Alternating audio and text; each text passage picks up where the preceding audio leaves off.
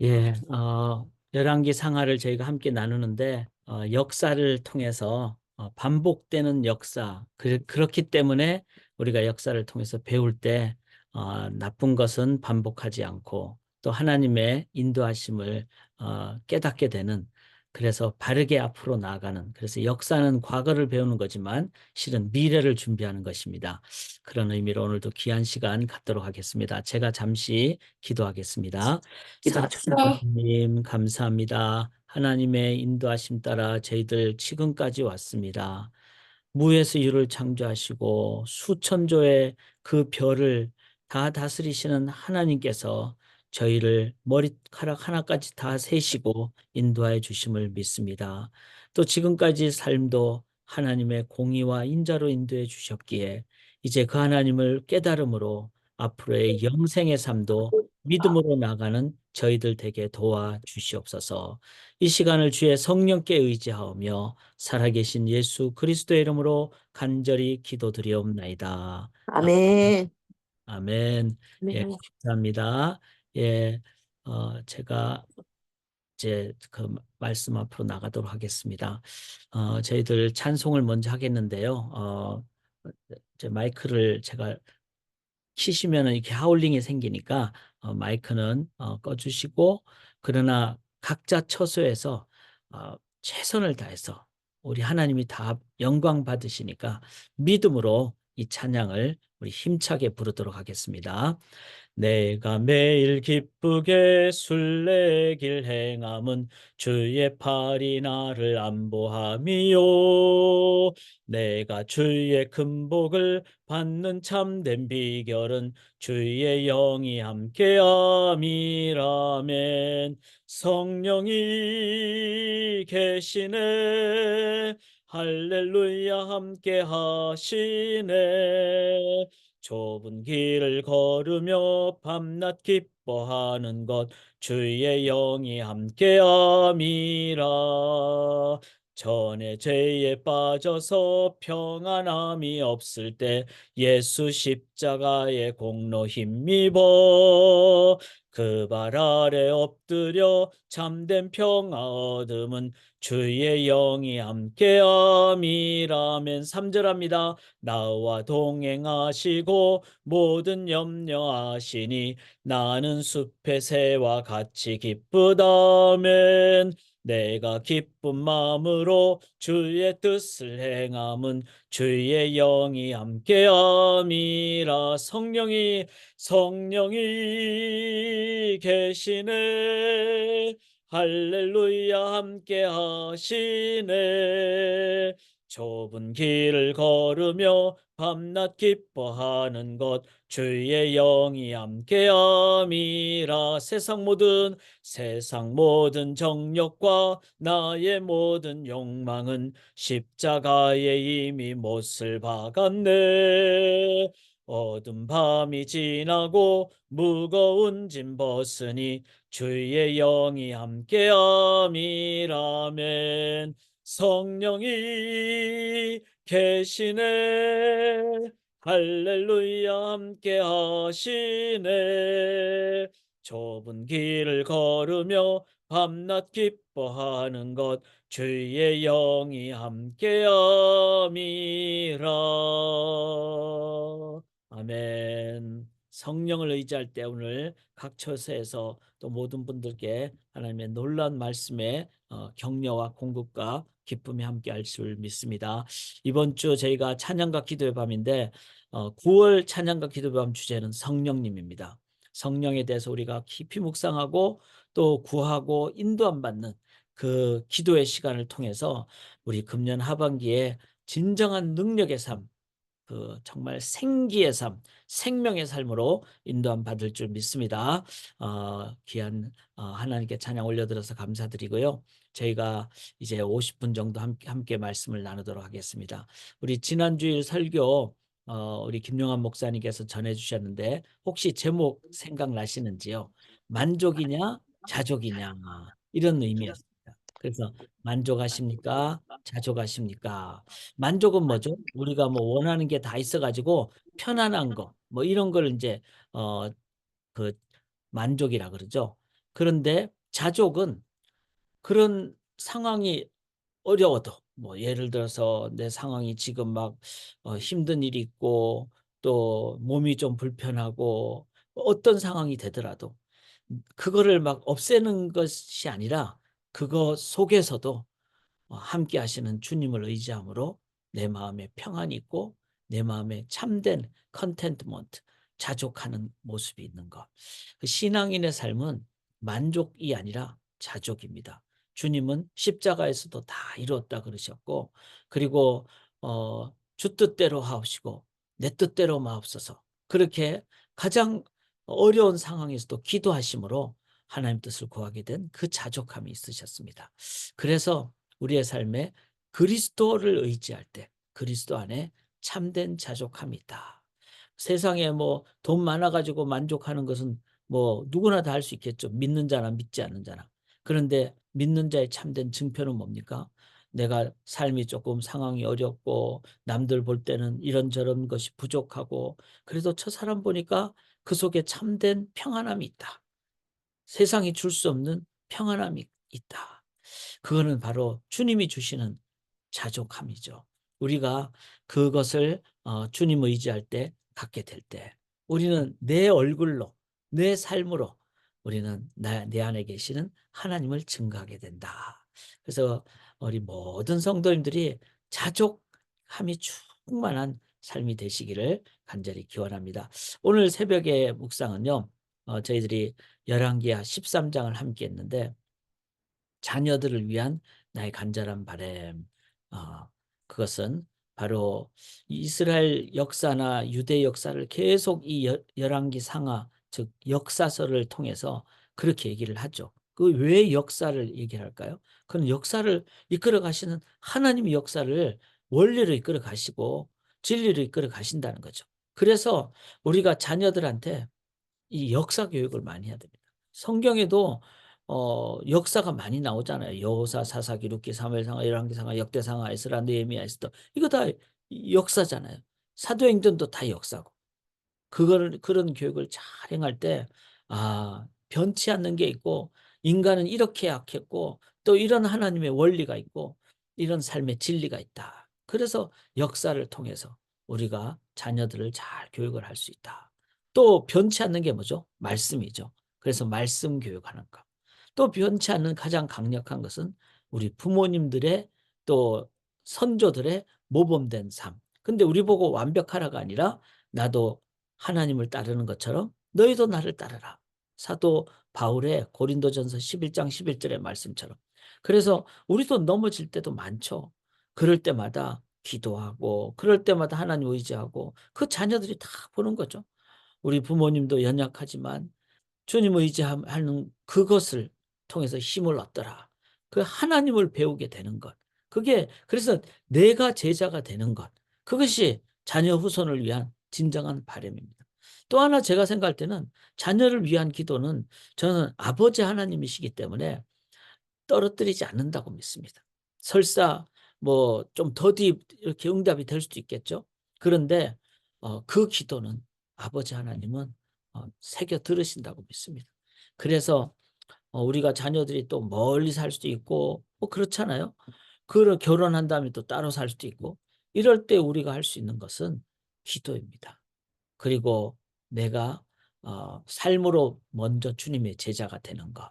참 이 역사서는 배울 게 참 많습니다. 저는 학교 다닐 때는 국사, 역사, 세계사 별로 안 좋아했거든요. 맨날 외우라 그러니까 이 머리가 나빠 가지고 외우는 거 잘 못하거든요. 특별히 지명, 사람 이름 이런 거 진짜 잘 못 외우는, 맨날 혼돈되고. 그러나 그게 아니라 성경을 보면서 이 뭐 사람 이름 외우는 게 중요한 게 아니라 하나님의 인도하심, 또 하나님의 인도하시는 원리 이런 거를 배우니까 너무 재밌는 거예요.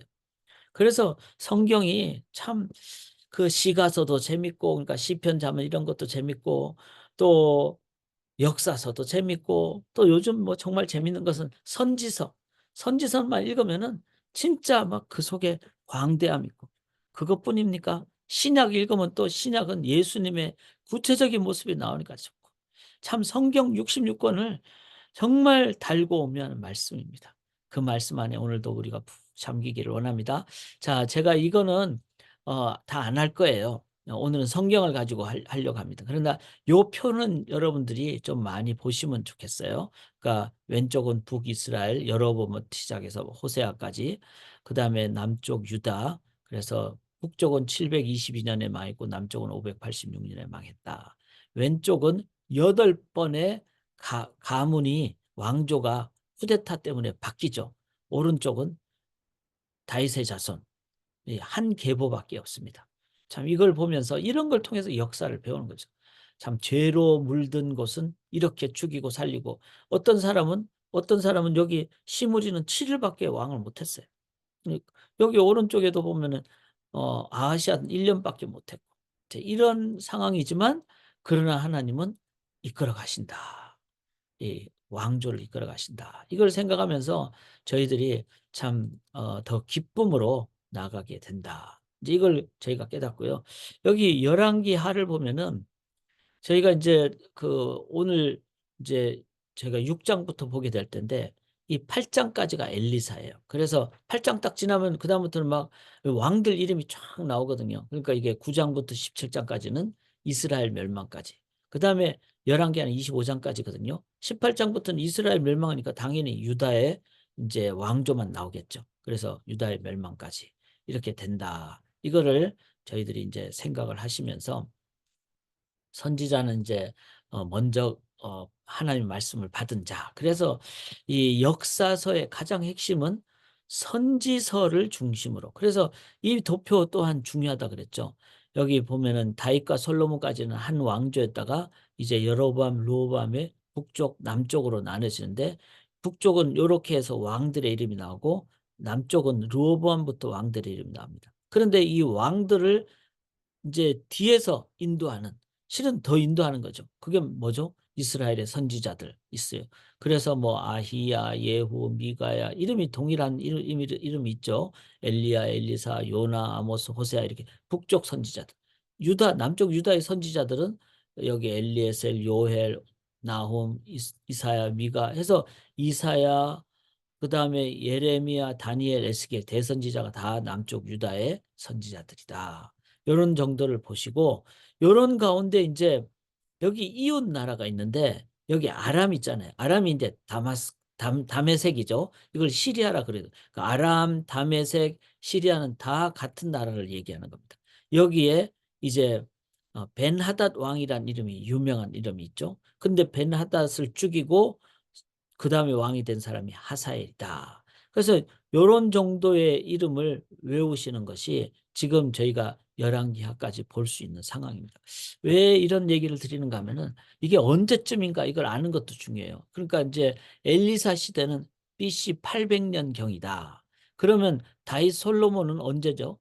960년 경, 거의 한 1000년 경이죠.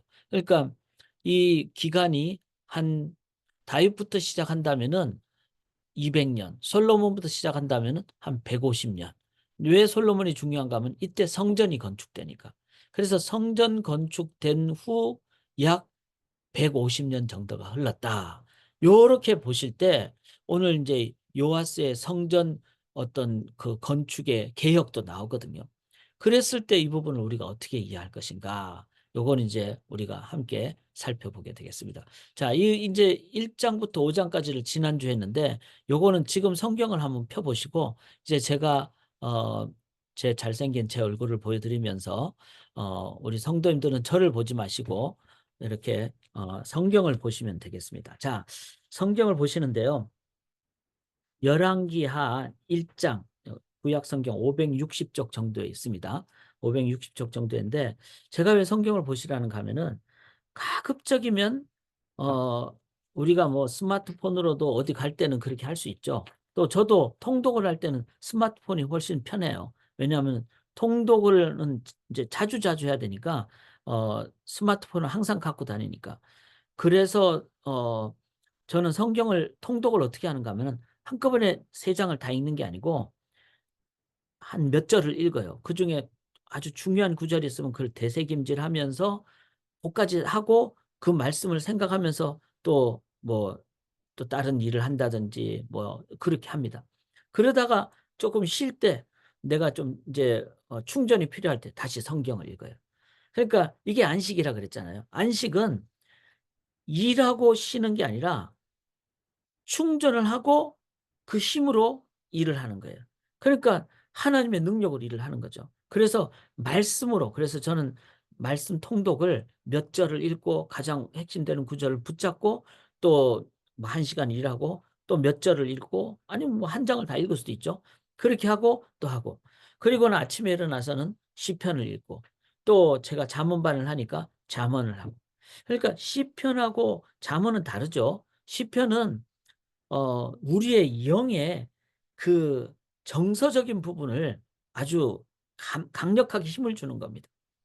잠언은 우리의 삶의 생활적인 부분을 거룩하게 성숙되게 해주는 거죠. 말씀은 생명이고 지혜고 길이요 모든 것을 제공해 주죠. 그래서 시편과 잠언과 통독은 매일 해야 된다.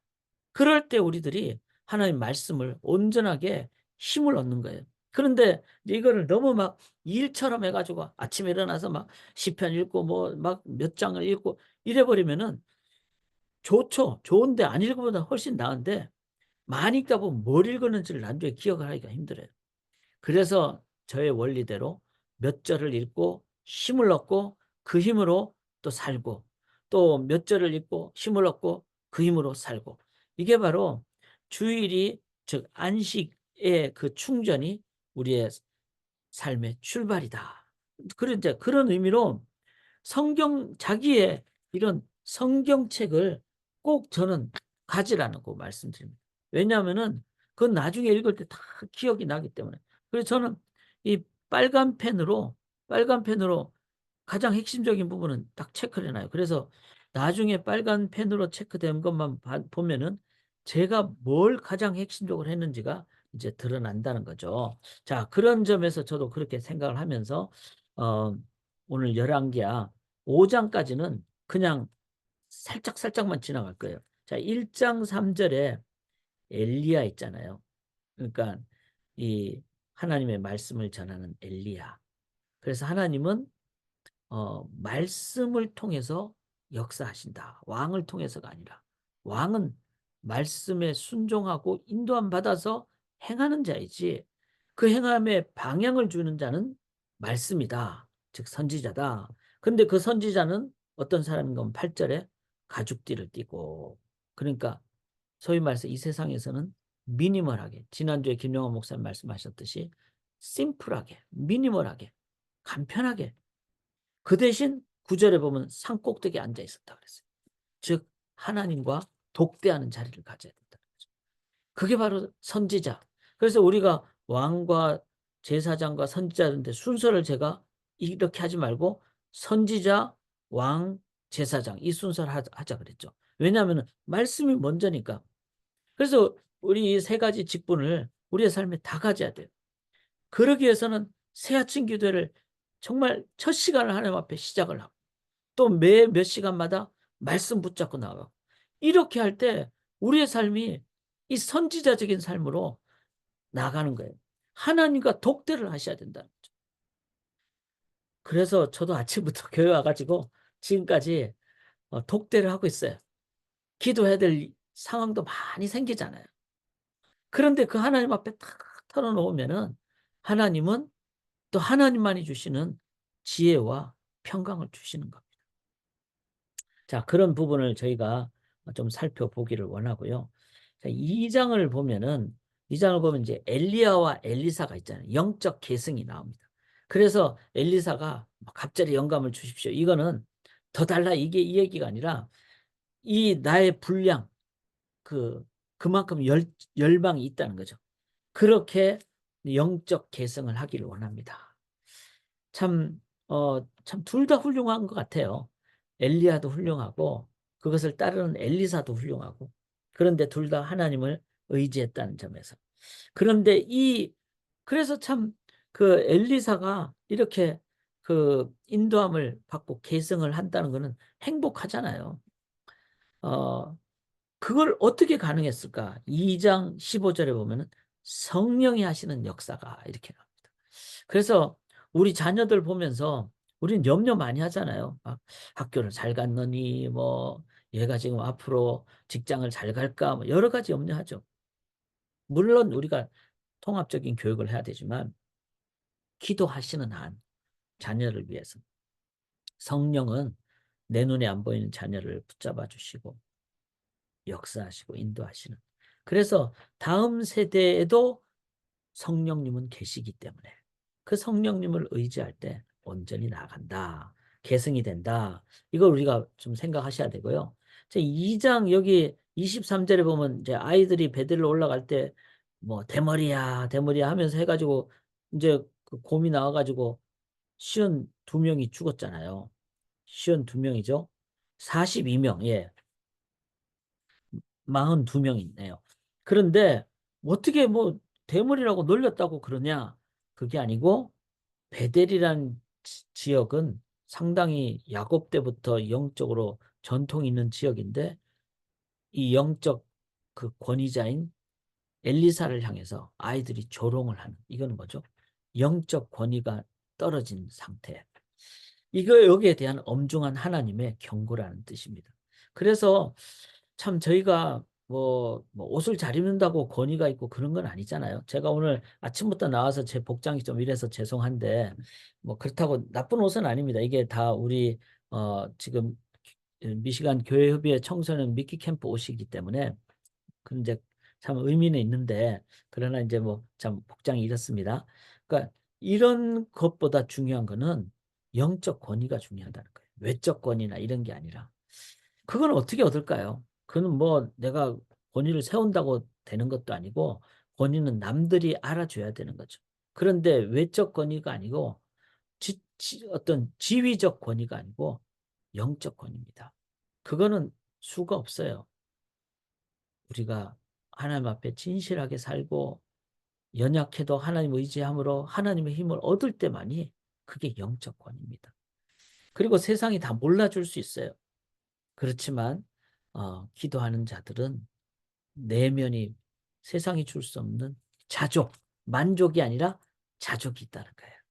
그래서 저희가 우리 교회가 이 영적 권위는 절대로 잃지 않는 교회가 되었으면 좋겠다. 이걸 놓고 같이 기도를 하시기를 원합니다.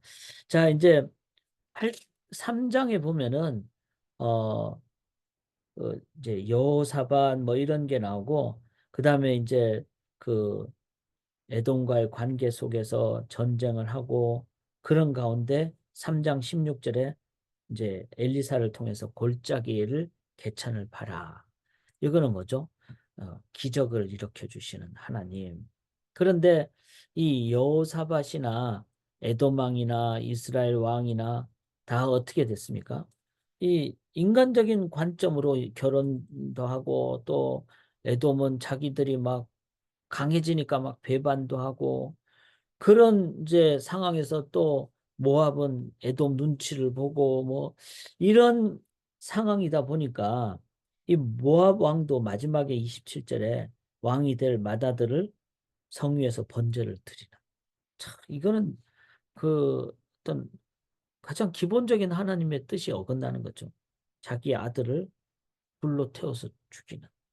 이거는 어 그런 그 아주 그 당시의 그 모습 그 신에게 바치는 이방 신의 제사를 이렇게 격정적인 상황이 됐을 때 그러니까 이제 군인들이 막 이제 막 격정적인 상황이 돼서 오히려 이스라엘에게 크게 경노함이 임하는 막 자기들한테 이겼던 이스라엘에게 오히려 이제 역전성을 거두는 결과적으로는 뭐죠? 모압도 에돔도 이스라엘도 유다도 전부 다 각기 고국으로 돌아갔다 그랬어요. 참 이걸 보면서 정말 피장파장이라는 거예요. 이 세상에 아무리 뭐 돈을 많이 벌고 내가 남들보다 권력이 많고 그래도 나중에 다 지나가면 어떻게 되죠? 도낀 객긴 피장파장인 거예요. 그래서 이런 성경을 읽으면서는 영적인 눈이 탁 뜨이는 것 같아요. 우리는 뭘 추구해야 될 것인가? 높은 빌딩으로? 아니면 막 뭐 한 7, 80년 동안 남으로부터 막 야, 저 사람은 뭐 이것 때문에 훌륭하네 막 그렇게 해서 막 사람들로부터 칭찬받고 막 의시되고 막 이런 게 중요한가? 도끼인 객끼이라는 거예요. 나중에 결과적으로 보면 다 그냥 별 차이가 없어요. 각기 고국으로 돌아갔다 그랬잖아요.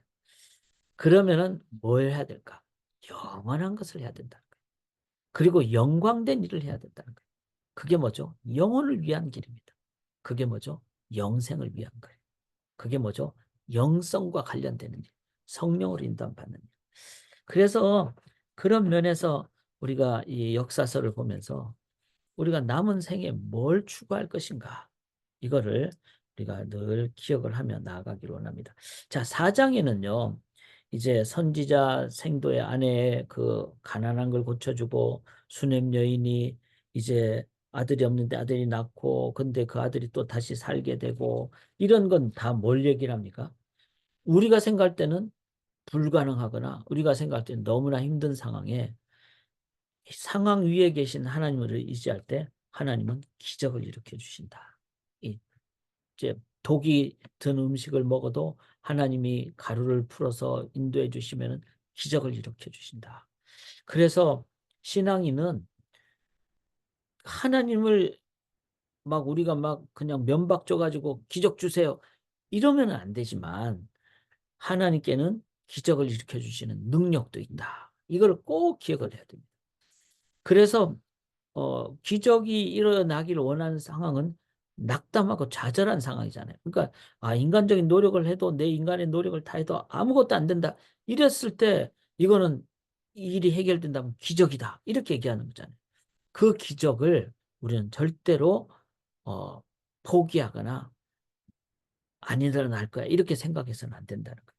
왜냐하면은 하나님은 우리의 생각과 상식 위에 계시기 때문에. 이걸 이제 선지서를 통해서 가르쳐 주죠. 이제 5장은 이제 아람 군대장관 나아만이 문둥병에서 낫게 되는.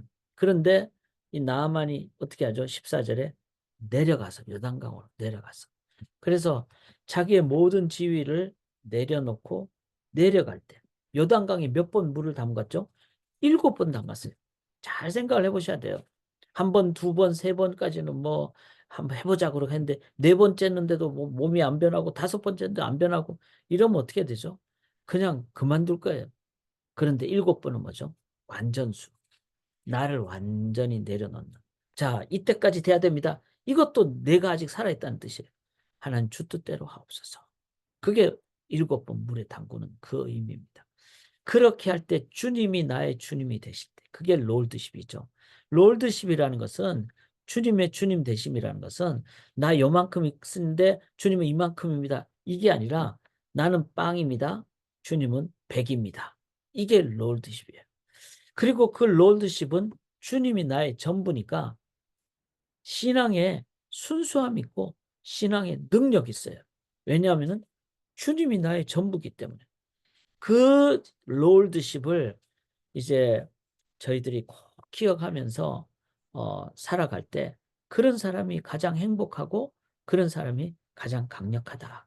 자, 이게 성경을 이제 제가 5장까지 했어요. 이제 오늘 지금 이제 6장부터 할 텐데 성경을 이렇게 볼 때 참 우리에게 주는 묵상 내용이 참 많다는 거예요. 그래서 제가 빨간 색으로 이렇게 표시를 하시고 그렇게 하시면서 내 것으로 탁 이렇게 붙잡으셔야 됩니다. 자, 6장을 보면요. 선지자 생도가 이제 집이 좁으니까 이제 부흥을 한 거죠. 그래서 이제 나무를 베서 이제 더 거처를 많이 하려고 하는데 나무를 자르다가 도끼 자루로부터 쇠도끼가 빠져버렸어요. 근데 물속으로 빠졌단 말이에요. 이랬을 때 엘리사가 뭐라고 하죠? 6장 6절에 하나님의 사람이 이르되 어디 빠졌느냐 하며 그곳을 보이는지라 엘리사가 나뭇가지를 베어 물에 던져 쇠도끼를 떠오르게 하고 자 그곳에 이제 그 도끼가 빠진 그곳에 어, 나뭇가지를 베어 이제 크게 이제 던졌다 이렇게 그러니까 이거는 뭘 의미하는가 하면은 우리가 살아가면서 문제가 있는데 그 문제의 핵심을 찔러야 된다는 거예요. 핵심. 그러면 이제 그게 참 영적 분별력이 중요하죠. 뭐 교회에 문제가 있다든지 뭐 내 삶에 문제가 있다든지 이랬을 때 문제 핵심 근원 그거를 찾아야 된다는 거예요. 그거 어떻게 찾을까요? 그거는 창조하신 하나님께 물을 수밖에 없어요.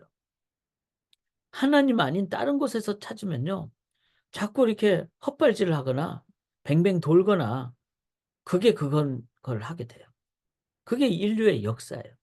전쟁을 통해서 이겼고 뭐 내가 황제가 됐고 진시황은 2대 가서 끝나버렸어요. 그 엄청난 만리장성을 쌓은 황제가 2대 가서 자기 아들 때 끝나버린 거예요. 이거는 뭘 의미하는가 하면은 근원을 찾지 못하기 때문에. 그래서 우리의 삶의 근원은 누굴까요? 하나님이시죠. 그리고 하나님께 나가는 길은 예수 그리스도밖에 없습니다.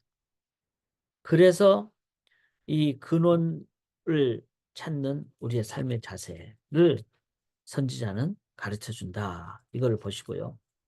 이제 8장부터 보면은 아람 왕이 이제 아람은 아까 시리아라고 그랬죠. 다메섹, 다마스커스.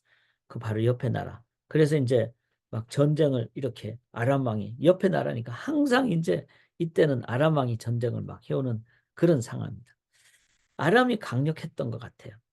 그러니까 이제 하나님의 사환이 막 두려워하고 막 이렇게. 그래서 16절에 대답하되 두려워하지 말라. 그리고는 기도하여 이르되 17절에 눈을 열어서 보게 없어서 하니 눈이 뜨이는데 불말과 불병거가 산에 가득한 것을 보게 되었다 그랬어요. 자, 여기서 중요한 것은 불말과 불병거, 즉 하나님의 임재하심은 이미 기도 전에 있었죠. 하나님은 함께 하시고 지금도 하나님은 여러분과 함께 하시고 또 인도하십니다. 그 기도를 왜 해야 되죠? 눈이 뜨게 된다는 거죠. 기도에서 하나님이 없던 하나님이 나타나는 게 아니라 이미 하나님은 계시는데 기도할 때 하나님이 들으시고 응답도 주시고 기도할 때 그 하나님을 보게 되는 영적인 눈이 뜨이게 되는 그거를. 그래서 우리가 선지서를 통해서 또 말씀을 통해서 우리는 우리의 눈이 뜨여지는 영적인 눈이 뜨여지는 자, 이 시대는 볼 게 많잖아요. 그리고 소리도 많아요. 그리고 또 심지어는 교계 안에서도 이 소리 많아요. 그러니까 어떨 때는 혼돈이 될 때도 있죠. 요즘처럼 양극화 시대가 되니까 어느 게 맞는지 헷갈릴 때도 있어요. 그래서 평소에 말씀으로 원리를 잘 정리를 하고 하나님과 친밀한 관계를 삶 속에서 잘 갖게 되면은 성령의 인도하심을 받게 되고 영적인 시각이 열려서 이 부분을 어떻게 봐야 될지, 어떤 말을 해야 될지, 어떻게 행동을 해야 될지, 어떻게 분별을 해야 될지 이런 부분이 하나하나 정리가 되는 겁니다. 그래서 말씀 공부를 평소에 저희가 하는 것이 참으로 중요하다. 자, 이렇게 해서 이제 여기 그걸 좀 더 나가보죠. 자, 영적인 눈이 딱 뜨이니까 그래서 이제 아람 군대보다 더 많은 불말과 불병거를 보니까 마음에 평안함과 안심이 탁 되잖아요. 그런 가운데 또 하나님이 하시는 건 뭔가 인간의 육적인 눈도 닫게도 하세요. 그래서 이제 아람 사람의 군대의 눈을 어둡게 하죠. 6장 18절에.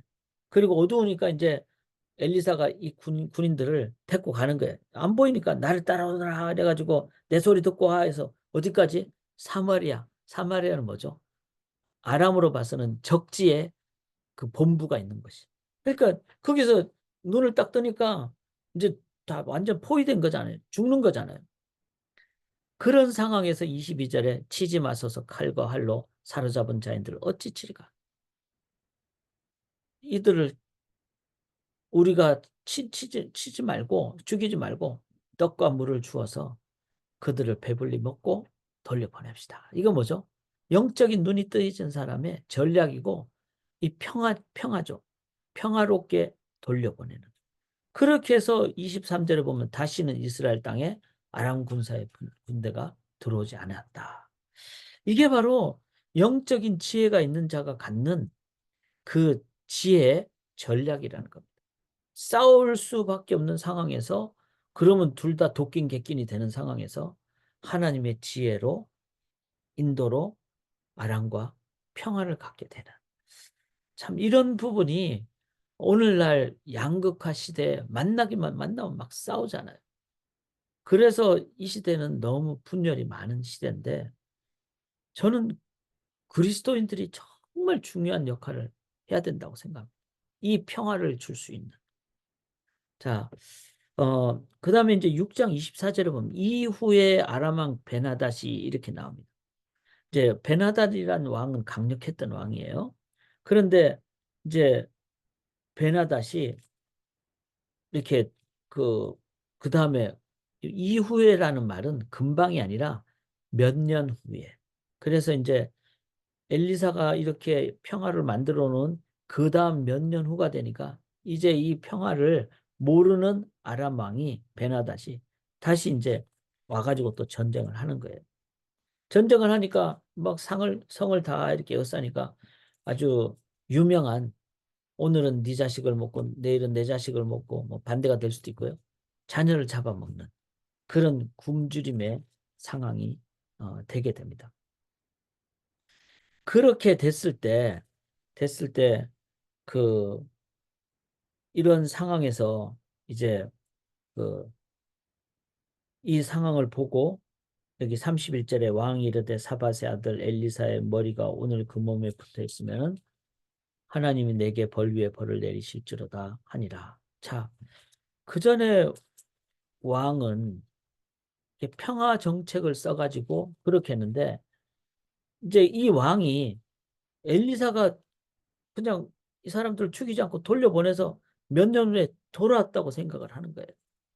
그러니까 이제 이 왕으로서는 엘리사를 막 미워하는 거죠. 그래서 오늘 그 몸에 머리가 붙어 있으면은 하나님이 내게 벌 위에 벌을 내리실 거다. 이렇게 얘기를 하면서 이제 막 그, 그런 이제 왕으로서 엘리사를 막 불만을 갖고 이렇게 합니다. 33절에 보면은 이 재앙이 여호와께로부터 나왔으니 어찌 더 여호와를 기다리리요.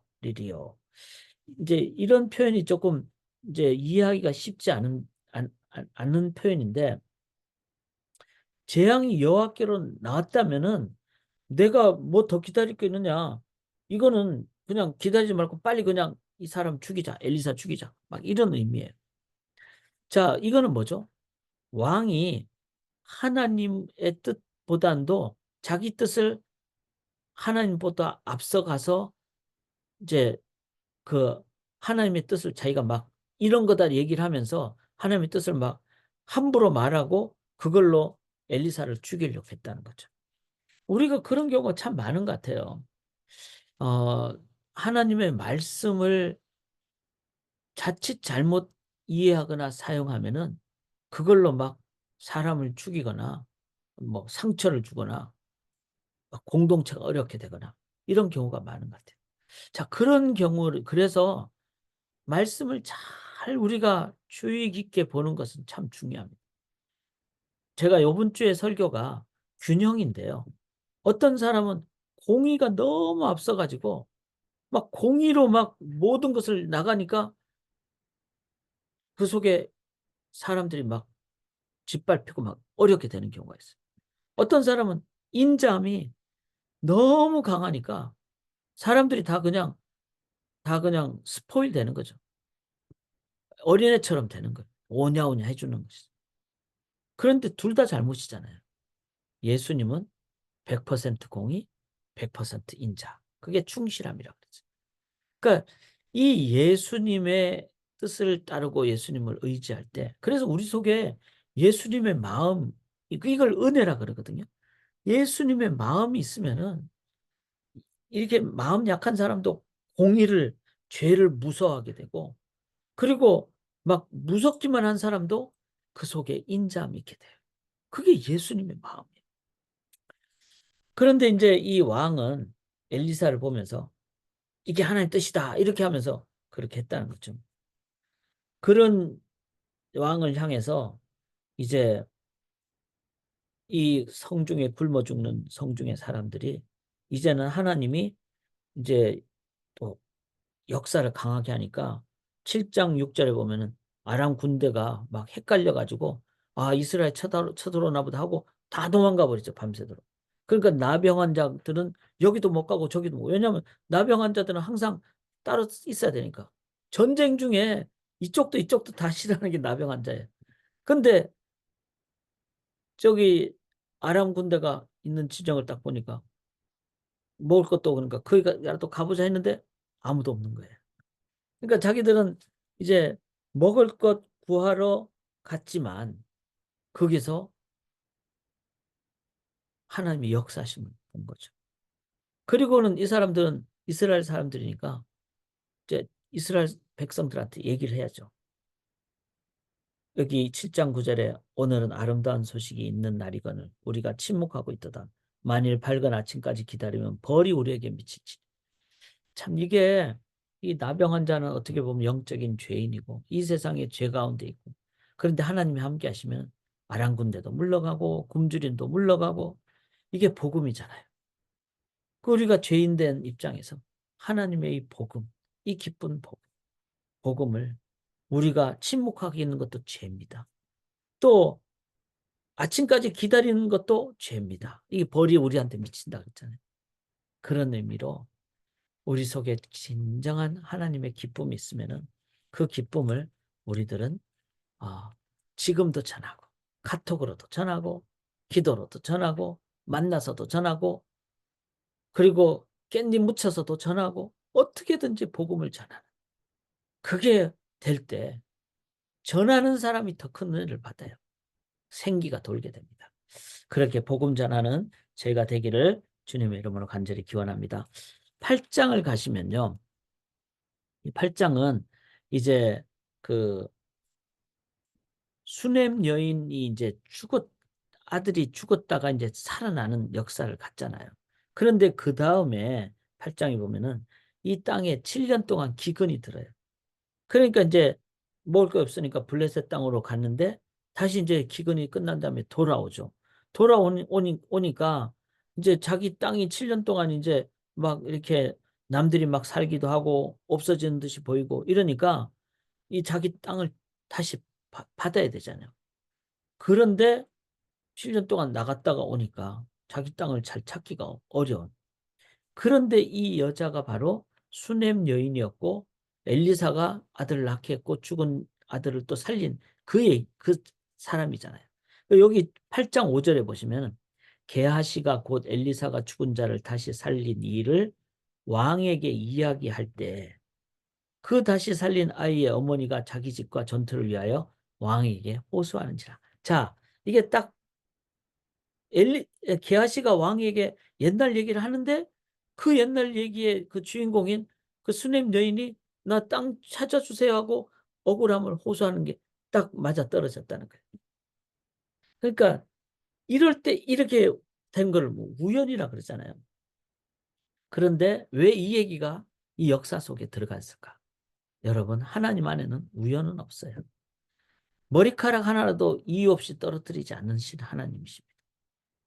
그렇다면은 하나님이 우주를 정교하게 인도하신다면은 내 눈에 볼 때는 우연이지만 하나님께는 플랜이고 필연이었다는 거죠. 그걸 우리가 모릅니다. 그러나 우리가 아는 것은 하나님은 정교하게 인도하신다는 거예요. 그럼 우리가 해야 될 일이 뭘까요? 믿음이죠. 하나님이 그렇게 하실 거라는 믿음. 두 번째는 하나님이 그렇게 하실 거라는 것은, 믿음은 순종을 통해서 나오니까, 그러면 자 하나님이 나에게 감을 주실 줄 믿습니다. 그러면 감 따러 올라가면 되는 거예요. 그 밑에서 가만히 기다리면 안 되죠. 감 따르 그러니까 순종, 행함의 순종을 우리가 믿음으로 행할 때 하나님께서는 역사해 주신다. 또 어떻게 보면은 더디 오는 것 같지만 그것은 하나님의 때에 가장 적합한 때다. 이거를 우리가 이 역사서를 통해서 보게 된다. 이걸 보시고요.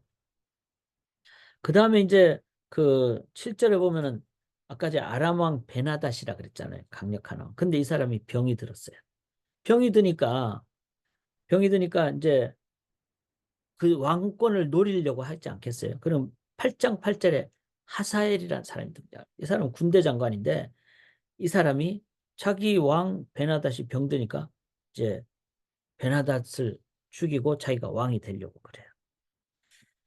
그런데 이런 상황에서 베나닷이 엘리사는 좋은 선지자니까 능력 있는 선지자니까 내가 이 병을 낫기 위해서 엘리사한테 좀 요청을 해야 되겠다. 그걸 자기 군대 장관인 하사엘한테 얘기를 하죠. 선물도 주면서.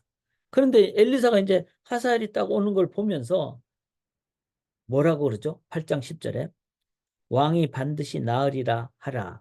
이 말이 이제 전 처음에 좀 이해가 안 됐는데 왕은 반드시 즉 병은 낫는다는 거예요. 그러나 여호와께서 그가 반드시 죽으리라고 내게 알게 하셨느니라. 엘리사가 하는 말이에요. 왕은 병으로 죽지 않는다. 베나닷 왕은. 그런데 그 왕은 죽는다. 이건 뭐죠? 하사엘 너가 왕을 죽이려고 한다. 이런 말이라는 거예요. 그래서 11절 봐보세요. 8장 11절에 하나님의 사람이 그가 부끄러워하기까지 그의 얼굴을 쏘아 보다가 운다. 이렇게 얘기해요. 자, 엘리사는 선지자예요.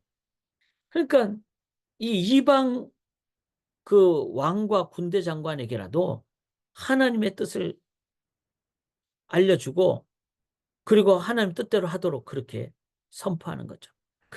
그런데 하사엘은 나쁜 사람이잖아요. 자기 왕을 죽인 사람이잖아요. 죽이려고 하는 사람이잖아요. 그러니까 쏘아 보다가 울어요. 왜, 왜 울까? 그것은 그가 더 악한 악정을 많이 저지를 거.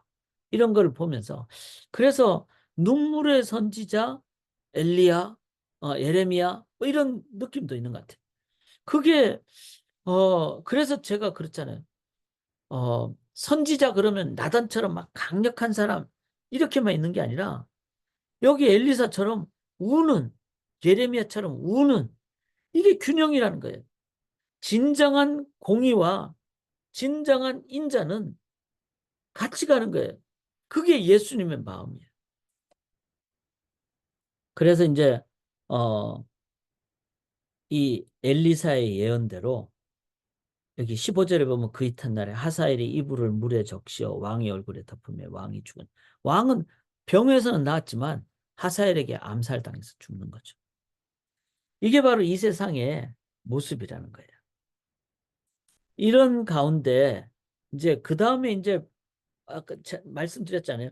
8장부터가 7장 끝부분까지가 엘리사고 8장 이제 8장 중간까지가 엘리사고 8장 이제 하반부부터 왕이라 그랬죠. 왕. 그런데 이 왕의 가장 중요한 왕조가 누군가 하면은 바로 아합 왕조라는 거예요. 그래서 이제 여기서부터 조금 복잡하긴 한데 아합의 아들이 요람이고 이 아합은 누구랑 결혼했죠? 이세벨과 결혼했잖아요. 이세벨과 결혼해서 요람과 요람을 낳고 또 이세벨과 결혼해서 딸을 낳는데 아달랴를 낳아요. 아달랴를 낳아요. 그런데 이제 남쪽 그때 당시에 아합의 상대적인 왕은 유다의 여호사밧 왕이었고 여호사밧이 아들 여호람을 낳아요. 아합은 딸을 아달랴를 낳아요. 그러니까 둘이 이제 아합과 여호사밧이 사돈을 맺어요. 정략 결혼이죠. 그래서 자기의 딸과 여호사밧은 자기 아들 여호람과 아달랴가 결혼을 하게 됩니다. 결혼을 해서 낳은 아들이 누군가 하면은 아시아라는 이제 그러니까 아달랴는 남쪽으로 결혼해서 왔으니까 남쪽에 이제 황후가 되는 거죠. 왕후가 되는 거죠. 그 여호람의 부인으로서 아들을 낳는데 아시아를 낳아요. 이런 가운데 이제 그 아까 제 어, 아람 왕 베나닷을 죽인 사람이 하사엘이잖아요. 하사엘과 아합의 아들 요람이 전쟁을 해요. 전쟁을 하는데 전쟁을 하니까 이제 여호사밧, 여호람, 아하시아 이게 남쪽 유다는 다 뭐죠? 북쪽과 사돈지간이니까 이제 사돈지간의 왕을 도우러 이제 가기도 하고 그런 상황이 9장부터 나오는 상황입니다. 자, 이런 9장에서 여기서 하나님이 이제 어떤 일을 하시는가 하면은 아합 왕은 악한 왕이었잖아요. 요람이 있고 아합의 아들 요람이 있고 그다음에 아달랴는 이제 남쪽에 공주로 보냈고 그러니까 결혼하러 보냈고 이런 가운데 이세벨과 그다음에 요람에 대해서 하나님이 심판을 하시는 상황이 나옵니다. 심판을 하시는데 이제 누구를 통해서 심판하는가 하면 9장에 보시면은 엘리사를 통해서 하나님이 이스라엘의 2절에 보면 예후라는 사람을 이제 기름 부어 왕으로 삼게 합니다. 자, 이 하나님이 이제 엘리사를 통해서 기름 부어 왕을 삼니까 이거는 뭐죠? 이 예후는 이제 쿠데타를 일으키는 그런 사람이 되는 거죠. 그래서 7절에 보면 너는 내 주 아합의 집을 치라. 내가 나의 종 곧 선지자들의 피와 여호와의 종들의 피를 이세벨에게 갚아주리라. 그러면서 예후를 통해서 아합의 그 강력한 왕가를 다 멸절시키는 그런 상황을 하나님이 이제 인도를 하신다는 거죠. 이거는 뭐죠? 어, 하나님은 일반 역사도 다 보시고 계신다는 거예요. 우리가 이스라엘 그러면 이제 이제 멸망하고 뭐 이런 상황인데 왜 멸망했느냐? 하나님 떠나고 범죄했을 때는 완전히 멸망한다. 이제 지옥에 대한 예고편이죠. 그 완전한 멸망을 보면서 죄의 삭은 사망이라는 것을 우리가 꼭 기억을 해야 됩니다. 그 도구가 된 인물이 바로 예후라는 거예요. 그래서 이제 예후가 이제 그 누구를 죽이죠? 요람을 죽이죠. 아합의 아들 요람. 왜냐하면 이제 그 아람 왕 하사엘이 막 전쟁을 해오고 그런 가운데 아하시아도 돕고 이런 가운데 예후가 반란을 일으켜서 이제 예후가 여기 9장 24절에 보면은 활로 그 요람 왕을 염통을 꿰뚫고 나가는 화살로 죽이게 됩니다. 그런데 이걸 뭐라 그러죠? 26절에 하반부에 보면 여호와의 말씀대로 그의 시체를 가져다가 이 밭에 던질지니라. 그래서 아합 왕가의 아들인 요람이 이제는 죽게 되는 끝나게 되는 그 비참한 최후를 보게 됩니다. 자, 자기 사돈댁이 전쟁을 하니까 같이 갔던 아시아 유다 왕 아시아는 어떻게 되죠? 그도 이제 예후가 막 죽이려고 쫓아와서 27절에 9장 27절에 유다 왕 아시아도 죽게 됩니다. 자, 이걸 보면서 우리가 볼 수 있는 거는 정략 결혼이든지 또 아합이든지 하나님을 떠난 것에 대해서는 반드시 하나님이 심판을 행한다. 거기에다가 이제 남은 여자가 누구죠? 이세벨이잖아요. 9장 10절에 이세벨이 이제 이게 지금 이미 나이가 많이 든 그런 상황인데 예후가 이제 이세벨 죽이러 막 오는 거예요. 그런데 화장을 탁 하고 그리고 머리를 꾸미고 바라보면서 예후가 오는데 너 시므리야 이렇게 조롱을 하는 거죠. 그러니까 쿠데타 이렇게 해서 7일 만에 죽었던 그 시므리 너도 아무리 쿠데타 해봤자 너도 곧 죽는다. 이렇게 조롱을 하는데 그렇지만 결국 누가 죽어요? 이 이세벨이 죽게 됩니다. 여기 35절에 보면 두 골과 발과 그의 손 외에는 찾지 못한지라 너무나 비참한 죽음을 갖게 되는 이런 상황이 되죠. 뿐만 아니라 이 예후가 이 아합의 70명의 아들 10장 1절에 보면은 아들들을 다 오라 그래가지고 계략이죠. 오라 그래서 잔치 벌인다 그러면서 다 온 상태에서 다 죽여버려요. 그러니까 뭐 그 9장 8장 끝부분부터 9장 10장 이렇게 한 왕조에 대해서 아합이 전성기 때 어떤 일을 했는지에 대해서는 몇 줄 없어요. 그런데 아합의 이 죽음에 대한 비참한 상황에 대해서는 이렇게 몇 장에 걸쳐서 기록을 하는 걸 보면서 저는 정말 그 이 죄의 결과가 이만큼 무섭게 하나님은 말씀하신다는 걸 깨닫게 됐어요. 자, 아합의 70명 아들이 다 죽죠. 그 다음에 남쪽 유다 정략교련에 했던 아하시아 왕의 자녀 42명도 10장 14절에 보면 하나도 남기지 않고 다 죽여요. 그러니까 예후라는 사람이 이만큼 진짜 막 그냥 쿠데타를 강력하게 일으킨 사람이 되는 거죠. 이 18절에 보면은 바알을 섬기는 사람들도 계략으로 오라 그래가지고 다 죽여버려요. 다 죽여버려요. 그런데 단 하나 예후가 하지 못한 게 있어요. 그게 10장 29절에 베델과 단에 있는 금송아지는 없애지 않았어요. 왜냐하면 국민 전체가 종교성에 있기 때문에. 그걸 자기가 하기에는 문제가 있기 때문에. 이건 뭐죠? 이 지도자들이 종교를 많이 이용하는 거 아시죠? 그래서 종교계는 이들을 위해서 기도해야 되지만 이용당해서는 안 된다는 겁니다. 그런데 예후는 그것을 행하지 못하고 그래서 단 있는 그 배달과 단에 있는 금송아지를 없애지 못했다. 이제 이 상황을 우리가 보면서 그 범죄의 결과의 무서움. 그 다음에 여기 10장 32절 한번 봐보세요. 32절을 보면 아까 이제 아람 그 왕이 하사엘인데 하사엘이 요단 동편에서 오니까 항상 어디부터 치죠? 요단 동쪽에 있는 길르앗 땅을 치죠. 길르앗 땅은 옛날에 가나안 12지파 중에 두 지파만이 자기들만 위해서 크게 차지했잖아요. 그게 뭐죠? 루벤과 루벤과 갓과 므낫세 반지파.